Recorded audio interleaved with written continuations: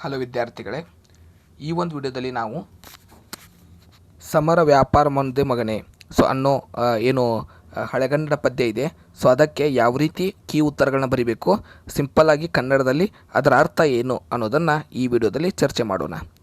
ಮೊದಲಿಗೆ ಪ್ರಸ್ತುತ ಈ ಕಾವ್ಯ ಭಾಗವನ್ನು ರನ್ನನ ಸಾಹಸ ಭೀಮ ವಿಜಯದ 3ನೇ ಹಾಗೂ 4ನೇ ಭಾಗದಿಂದ ಆಯ್ದುಕೊಳ್ಳಲಾಗಿದೆ. 17 ದಿನಗಳ ಕುರುಕ್ಷೇತ್ರ ಯುದ್ಧ ಮುಗಿದಾಗ ದುರ್ಯೋಧನ ತನ್ನ ಕಡೆಯವರನ್ನೆಲ್ಲ ಕಳೆದುಕೊಂಡಿರುತ್ತಾನೆ. ನಂತರ ದುರ್ಯೋಧನ 18ನೇ ದಿನವೂ ಕೂಡ ಯುದ್ಧರಂಗಕ್ಕೆ ಹೊರಟು ನಿಂತಿದ್ದಾನೆ.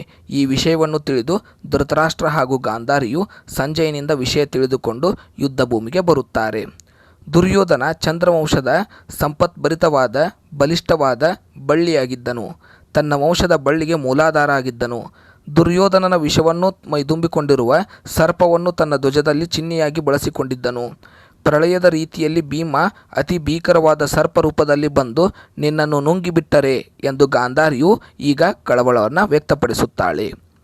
ಗಾಂಧಾರಿಯು ದುರ್ಯೋಧನನಿಗೆ ಹೇಳುತ್ತಾಳೆ, ನೀನು ಇದುವರೆಗೂ ಕುರುಡನಾದ ನಮಗೆ ಊರುಗೋಲಾಗಿದ್ದೆ. ನೀನೊಬ್ಬ ಬದುಕಿದರೆ ನಮ್ಮ ಉಳಿದ ಮಕ್ಕಳೆಲ್ಲರೂ ಸುರಕ್ಷಿತವಾಗಿ ಬದುಕುತ್ತಾರೆ ಎಂಬ ಭರವಸೆ ಇತ್ತು.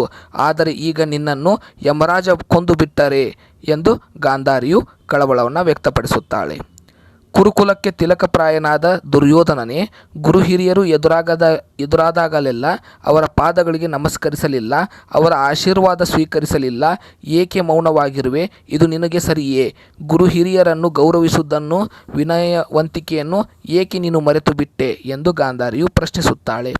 ದುರ್ಯೋಧನನೇ, ಈಗಾಗಲೇ ಸತ್ತು ಹೋಗಿರುವ ನಿನ್ನ ತಮ್ಮಂದಿರು ದುಶ್ಯಾಸನನು, ದುಷ್ಕರ್ಮನನು, ಅವರು ನಮ್ಮನ್ನು ಮಾತನಾಡಿಸಲು ಇಂದು ಹೇಗೆ ಸಾಧ್ಯ? ಈಗ ಉಳಿದಿರುವುದು ನೀನು ಮಾತ್ರ. ಇದನ್ನು ಗಾಂಧಾರಿ ಹೇಳುವಾಗ ಧೃತರಾಷ್ಟ್ರನು ದುರ್ಯೋಧನನ ಕಾಲ ಮೇಲೆ ಕುಸಿಯುತ್ತಾನೆ. ಸಕಲ ಭೂಮಂಡಲಕ್ಕೆ ಸಾಮ್ರಾಟನಾಗಿರುವ ದುರ್ಯೋಧನನೇ, ಆ ಕೆಟ್ಟ ವಿಧಿಯು ಕೋಪಗೊಂಡು ನಿನ್ನನ್ನು ಪರಲೋಕಕ್ಕೆ ಅಟ್ಟಿದರೆ ಎಂದು ಗಾಂಧಾರಿಯು ಪರಿತಪಿಸುತ್ತಾಳೆ. ಗಾಂಧಾರಿ ಈ ರೀತಿ ದುಃಖಿಸುತ್ತಿರುವಾಗ ಕಂಡಂತಹ ಸಂಜಯ ಆತ್ಮೀಯ ಗೆಳೆಯ ಕರ್ಣ ಹಾಗೂ ತನ್ನ ತಮ್ಮಂದಿರನ್ನು ಕಳೆದುಕೊಂಡಿರುವ ಈ ದುರ್ಯೋಧನ ಮೂರ್ಛೆ ಹೋಗಿದ್ದಾನೆ. ಈಗ ಚೇತರಿಸಿಕೊಳ್ಳಲು ಸಮಾಧಾನ ಮಾಡಿಕೊಳ್ಳಲು ಅವಕಾಶ ಕೊಡಿ ಎಂದು ಹೇಳುತ್ತಾನೆ. ತನ್ನ ಗುರು ಹಿರಿಯರು ತನ್ನ ಪೋಷಕರು ಕಣ್ಣೀರು ಇಡುತ್ತಿರುವುದನ್ನು ಕಂಡು ದೀರ್ಘವಾದ ನಿಟ್ಟುಸಿರು ಬಿಡುತ್ತಾ ದುರ್ಯೋಧನನು ಮೂರ್ಛೆಯಿಂದ ಏಳುತ್ತಾನೆ. ಎದ್ದ ನಂತರ ನಾಚಿಕೆಯಿಂದ ತೀವ್ರತೆಯಿಂದ ತಲೆಯನ್ನು ತಗ್ಗಿಸುತ್ತಾನೆ. ಆಗ ಸಂಜಯ, ಕುರುಕುಲ ಮಧ್ಯಭಾಗದಲ್ಲಿರುವ ಸಿಹಿ ಮಾವಿನ ಮರದಂತೆ ಇರುವ ದುರ್ಯೋಧನ ಎಂದು ಹೇಳುತ್ತಾನೆ.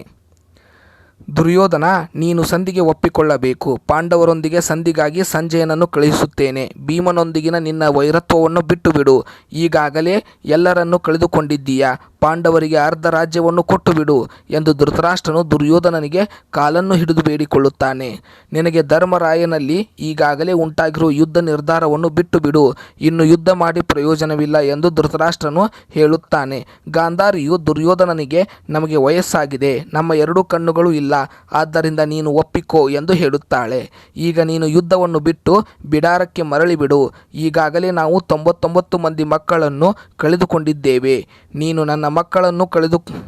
ಕೂಡ ನಿನ್ನ ಮಕ್ಕಳನ್ನು ಕಳೆದುಕೊಂಡಿರುವೆ. ನೀನೊಬ್ಬ ಬದುಕಿದರೆ ಸಾಕು ಎಂದು ಗಾಂಧಾರಿಯು ಹೇಳುತ್ತಾಳೆ. ಸಂಜಯನಿಗೆ ದುರ್ಯೋಧನನಿಗೆ ತಿಳಿ ಹೇಳಲು ಕೇಳಿಕೊಳ್ಳುತ್ತಾಳೆ. ಗಾಂಧಾರಿ 100 ಮಕ್ಕಳನ್ನು ಹೆತ್ತರೂ ಈಗ ಎಲ್ಲರನ್ನೂ ಕಳೆದುಕೊಂಡು ನಿಂತಿದ್ದಾಳೆ. ಇವನೊಬ್ಬ ಬದುಕಿದರೆ ಸಾಕು ಎಂಬ ಆಕಾಂಕ್ಷೆಯಲ್ಲಿದ್ದಾಳೆ. ಒಂದಾಗಿರುವ 4 ಮಂದಿ ತಮ್ಮಂದಿರಲ್ಲಿ ವಿಧಿ ರೀತಿಯಿಂದ ಯುದ್ಧದಲ್ಲಿ ಒಬ್ಬನು ಸತ್ತರೂ ತಾನು ಯಮರಾಜನ ಅತಿಥಿಯಾಗುತ್ತೇನೆ ಎಂದು ಧರ್ಮರಾಯ ಮಾಡಿರುವ ಪ್ರತಿಜ್ಞೆಯನ್ನು ನೀನು ಕೇಳಿ ತಿಳಿದಿಲ್ಲವೇ? ಧರ್ಮರಾಯನಿಗೆ ವಿಜಯದ ವಿಷಯದಲ್ಲಿ ಈಗಲೂ ಭಯವಿದೆ ಎಂದು ದುರ್ಯೋಧನ ಹೇಳುತ್ತಾನೆ. ಧರ್ಮರಾಯ ತನ್ನ ಒಬ್ಬ ಸಹೋದರನಿಗೆ ಏನಾದರೂ ಆದರೆ ನಾನು ಅಗ್ನಿಗೆ ಹಾರುತ್ತೇನೆ ಎಂದು ಹೇಳುತ್ತಾನೆ. ಆದರೆ ನಾನು 99 ತಮ್ಮಂದಿರನ್ನು ಯುದ್ಧದಲ್ಲಿ ಕಳೆದುಕೊಂಡಿದ್ದೇನೆ. ಯುದ್ಧದಲ್ಲಿ ನನ್ನ ತಮ್ಮಂದಿರು ಕಂಡಂತಹ ಗತಿಯನ್ನು ನಾನು ಹೊಂದಿರದೆ ಸಾಧ್ಯವೇ? ಅರ್ಜುನ ಮತ್ತು ಭೀಮರೊಂದಿಗಿನ ಯುದ್ಧ ಮಾಡುತ್ತೇನೆ. ಅವರಿಬ್ಬರನ್ನು ಕೊಂದು ಅವರ ಹೊಟ್ಟೆಯಿಂದ ಕರ್ಣ ಹಾಗೂ ದುಶ್ಯಾಸರನ್ನು ಹೊರತೆಗೆಯುತ್ತೇನೆ. ಇದಿಷ್ಟನ್ನು ಸಾಧಿಸಿ ನಂತರ ನಿಮ್ಮ ಅಭಿಲಾಷೆಯನ್ನು ಕೇಳುತ್ತೇನೆ. ಆಗ ತಲೆಬಾಗುತ್ತೇನೆ ಎಂದು ಎಂದಿಗೂ ಪಾಂಡವರೊಂದಿಗೆ ಸಂಧಿ ಮಾಡಿಕೊಳ್ಳಲು ಸಾಧ್ಯವಿಲ್ಲ. ನನ್ನನ್ನು ಬಿಟ್ಟು ಬಿಡಿ ಎಂದು ಧೃತರಾಷ್ಟ್ರನ ಪಾದಗಳಿಗೆ ನಮಸ್ಕರಿಸುತ್ತಾನೆ. ನಾವು ಹೇಳೋ ಯಾವುದೇ ಮಾತನ್ನು ಕೇಳಲು ತಯಾರಿಲ್ಲ. ನೀನು ನಮಗೆ ಒಂದು ಉಪಕಾರವನ್ನು ಮಾಡು. ನಾನು ನೀನು ನಿರ್ಧಾರ ತೆಗೆದುಕೊಳ್ಳುವ ಯಾವುದೇ ನಿರ್ಧಾರವನ್ನು ಅಜ್ಜನಾದ ಭೀಷ್ಮನಲ್ಲಿ ಸಮಾಲೋಚಿಸು ಎಂದು ಹೇಳುತ್ತಾ ಧೃತರಾಷ್ಟ್ರ ಗಾಂಧಾರಿಯು ಸಂಜಯನೊಂದಿಗೆ ಹೊರಟರು. ದುರ್ಯೋಧನ ಯುದ್ಧ ಭೂಮಿಯಲ್ಲಿ ಭೀಮನ ಕಡೆಗೆ ಗದೆ ಹೊತ್ತು ನಡೆಯುತ್ತಾನೆ. ಸೊ ಇದಿಷ್ಟು ಈ ಹಳಗನ್ನಡವನ್ನು ನಾವು ಕನ್ನಡಕ್ಕೆ ಟ್ರಾನ್ಸ್ಲೇಟ್ ಮಾಡಿ ನಿಮಗೆ ಈಸಿ ಆಗುವಂತೆ ಉತ್ತರವನ್ನು ಮಾಡಿಕೊಟ್ಟಿದ್ದೇವೆ. ಸೊ ಈ ಕೀ ಉತ್ತರಗಳನ್ನು ನೋಡಿಕೊಂಡು ನೀವು ಪೂರ್ತಿ ಅಂಕಗಳನ್ನ ಪಡ್ಕೋಬಹುದು. ಮುಂದಿನ ತರಗತಿಯಲ್ಲಿ ಮತ್ತೊಂದು ಕ್ಲಾಸ್ನೊಂದಿಗೆ ಸಿಗೋಣ. ಧನ್ಯವಾದಗಳು.